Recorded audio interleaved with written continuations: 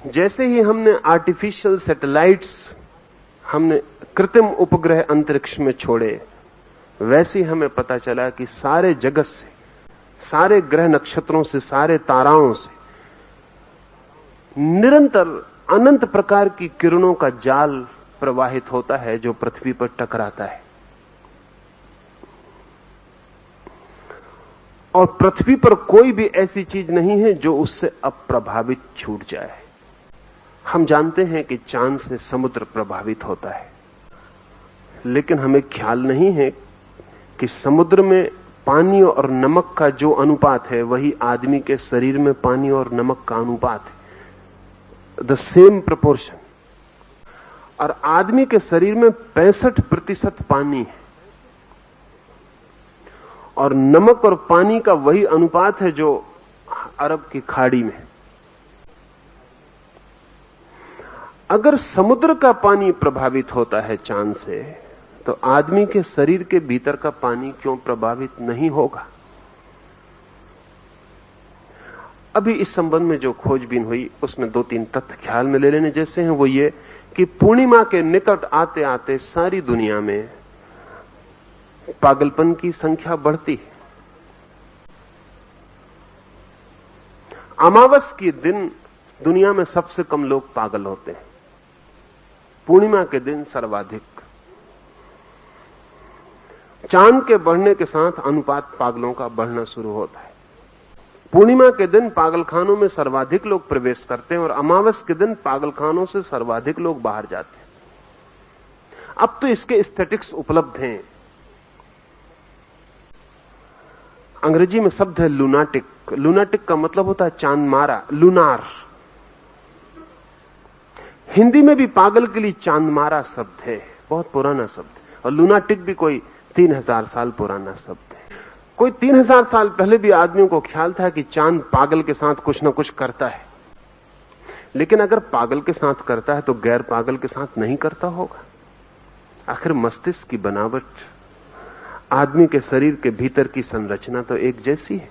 हाँ, यह हो सकता है कि पागल पे थोड़ा ज्यादा करता होगा, गैर पागल पे थोड़ा कम कर सकता होगा, ये मात्रा का भेद होगा, लेकिन ऐसा नहीं हो सकता कि गैर पागल पे बिल्कुल नहीं करता होगा। अगर ऐसा होगा तब तो कोई पागल कभी पागल ना हो, क्योंकि सब गैर पागल ही पागल होते।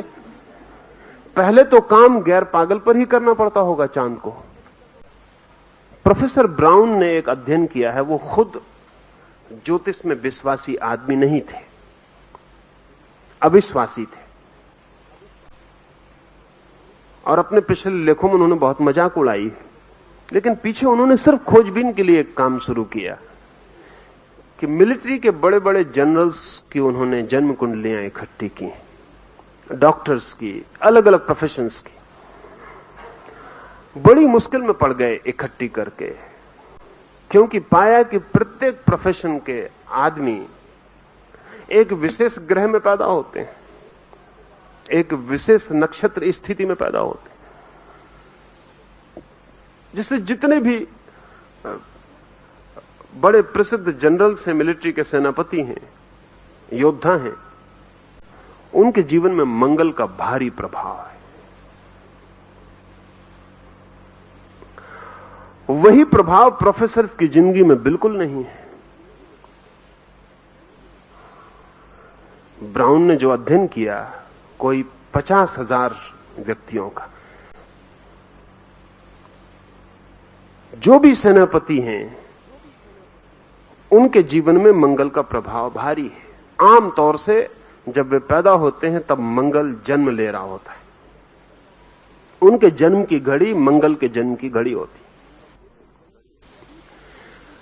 ठीक उससे विपरीत जितने पैसिफिस्ट हैं दुनिया में, जितने शांतिवादी हैं, वो कभी मंगल के जन्म के साथ पैदा नहीं होते।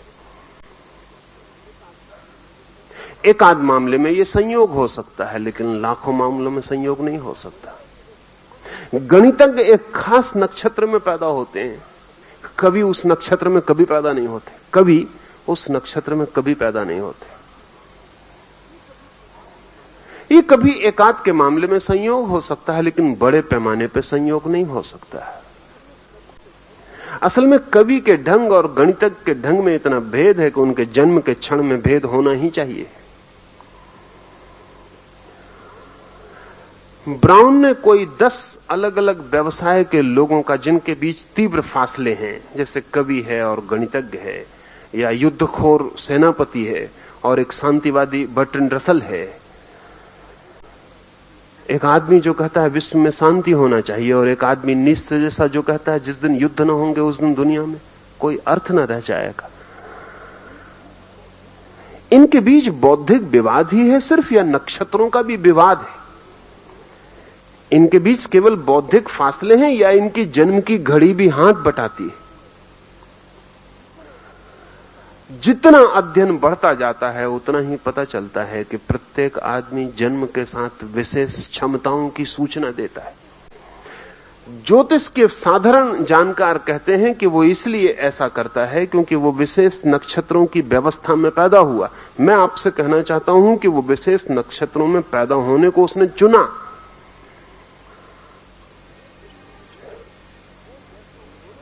वो जैसा होना सकता था, जो उसके होने की आंतरिक संभावना थी, जो उसके पिछले जन्मों का पूरा रूप था, जो उसकी संयोजित अर्जित चेतना थी, वो इस नक्षत्र में ही पैदा होगी। हर बच्चा, हर आने वाला नया जीवन इंसिस्ट करता है अपनी घड़ी के लिए।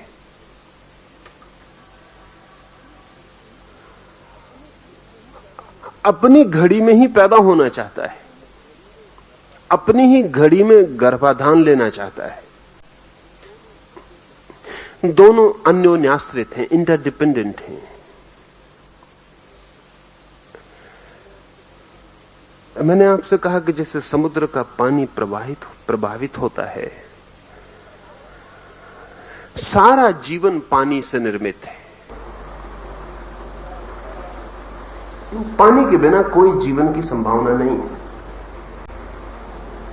यूनान में पुराने दार्शनिक कहते थे पानी से जीवन, या पुराने भारतीय और चीनी और दूसरे दुनिया की मैथोलॉजीज भी कहती हैं पानी से जीवन का जन्म। आज एवोल्यूशनर को मानने वाले, विकास को मानने वाले वैज्ञानिक भी कहते हैं कि जीवन का जन्म पानी से। शायद पहला जीवन काई, वो जो पानी पर जम जाती है, वही जीवन का पहला रूप, फिर आदमी तक विकास।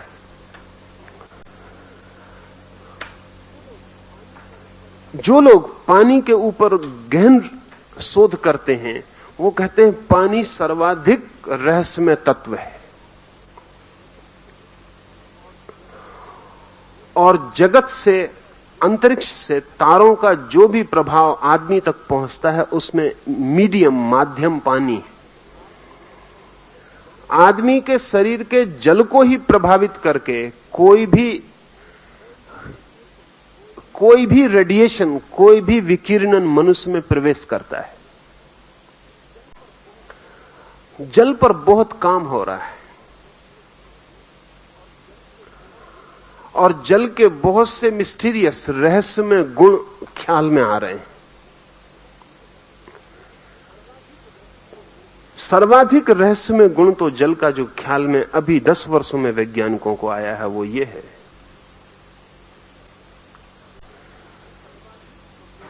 कि सर्वाधिक संवेदनशीलता जल के पास है, सबसे ज्यादा सेंसिटिव है।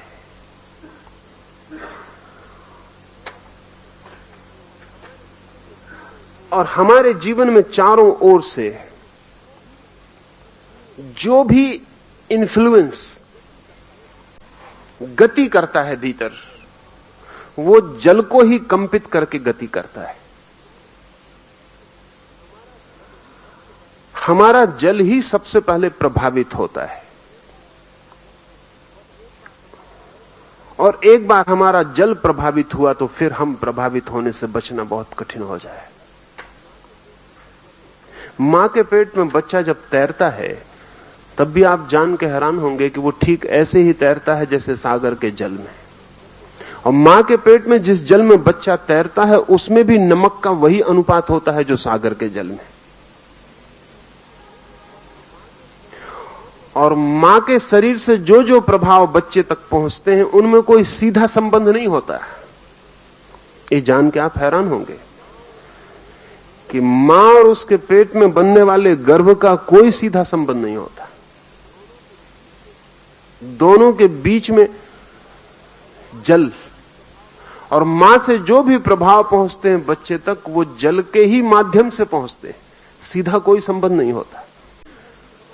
फिर जीवन भर भी हमारे शरीर में जल का वही काम है जो सागर में काम है। सागर में बहुत सी मछलियों का अध्ययन किया गया है। ऐसी मछलियां हैं जो जब सागर का पूर्व उतार पर होता है, जब सागर उतरता है,